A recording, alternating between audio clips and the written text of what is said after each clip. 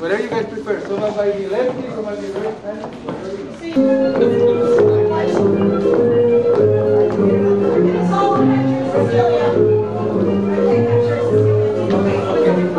We're supposed to go counterclockwise.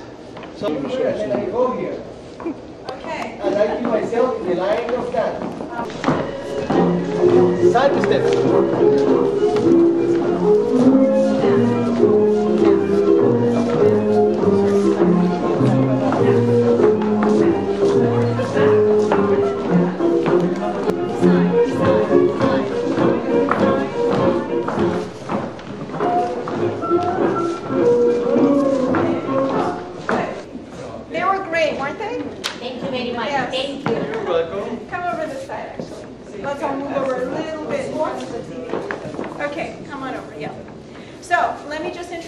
Formally to Hector and Cecilia, so you can just get a little bit of a flavor of who they are and where their energy comes from and how they are able to do what they do. From you guys. That's right. Good answer. Okay, so Hector's story. So his dad was, as he just said, he was born in Spain, right? And he moved to Argentina when he was 2 years old, his father, right? He grew up in La Boca, which is a pretty famous area of Argentina. There's a La Boca Museum. You know it? Yes. Your dad was involved in soccer and boxing and singing the tangos, right? Yes. Not that much boxing, but singing tangos. It was as a hobby, it wasn't as a professional singer. Okay. And he was a professional soccer player for some time, and then 15 years as a soccer professional referee. Okay, wow. And he did a lot of singing of the tangos. Yes, tangos. It was his thing. He knew about 400 or 500 tangos. Can you imagine that? He was 400? 400 or 500 tangos. Yes. Oh my God. Now, Hector decided at one point just to, all of a sudden, without thinking too much about it, to go to Argentina and revisit his father's roots, I suppose, yes. and just experience it, right? That was. I went to Argentina to take some classes at the Escuela Argentina de Tango. Okay. It was only a week, but it was a very nice experience. And little sleep, 3 hours a day, okay. the most. So a lot of tango. Yes. No sleep, a lot of tango is what you will do if you go to Argentina. Okay. Let's go to your advice. Okay. So here's Hector's advice. He says, first of all, have fun, okay? Have a lot of fun. Second of all, sometimes people get discouraged. We hear about this from all our guests, right? Be patient. Really just be patient with yourself and have fun and don't be hard on yourself. These two know about that. They've gone through that. Okay? So this is one of the biggest pieces of advice if you're going to give anyone, yeah, right? Sometimes you get discouraged, and sometimes yes. it feels like the more classes you take, the worse you might dance, or you feel. That's right, that's right. You know, I say, well, so maybe what I'm doing here, but yes. that's tango. You keep That's on right. going with it, you know, because you could have taken it out and say, okay, do something else. And that's right. But you just keep on walking. It's like a challenge. That's right. See, but in fact, I have to say, before I even formally introduced Cecilia, that was one of her first experiences, right? What happened with the first class you took? Oh, the first class I said I can dance tango. She loved her first class. Yeah. What happened with the second one? The second class, I said no. She said, I can't dance tango. I cannot do anything. Yeah. Right, so it right. was a little straight. Right, Yeah. right. And then you've been kind of really moving on that journey. And overall, though, you feel Oh yeah, I What how else? you've improved and confident and stronger. enjoying the music and the dance. And learn not to be too frustrated, to just Yes. relax more with it. Yeah? Not be Patience. too hard on yourself. Yes. Something doesn't go the way that it's supposed to go. Okay, be Let it go. patient.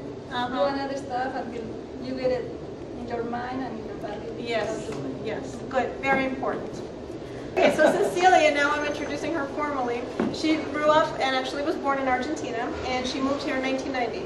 Is that right? Okay.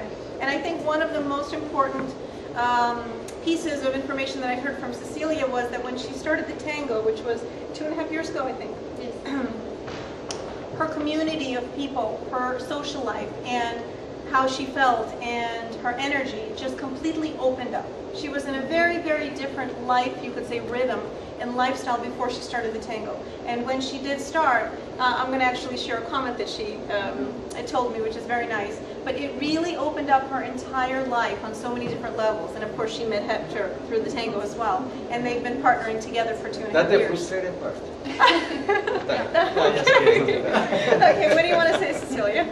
I'm going to add your comment. Like she said, Yes. I was a little lonely before. Uh-huh. So when I started tango, I started being happy because I have something to do, something to think about, something to learn.